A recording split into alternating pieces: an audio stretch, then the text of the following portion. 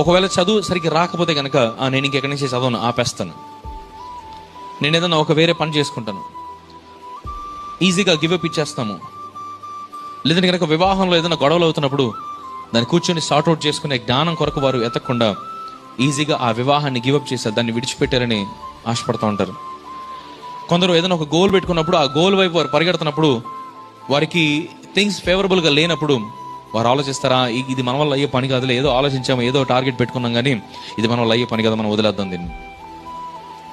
ఇలాగ ప్రతి విషయంలోనూ కూడా జ్ఞానం లేని వారిగా వారు ప్రవర్తిస్తూ వారి జీవితాన్ని వారు నాశనపరుచుకుంటున్న వారు అనేక మంది ఉన్నారు. ఈ రోజున మనం ప్రార్థించేటప్పుడు, ప్రభువా నేను నిన్ను నా పూర్తి వివేకంతో, నా పూర్ణ వివేకంతో నేను నిన్ను ఆరాధించాలని ఆశపడుతున్నా, కాబట్టి నాకు నీ జ్ఞానం కావాలయ్యా అని మనం దేవుని అడిగేవారుగా మనం ఉండాలి.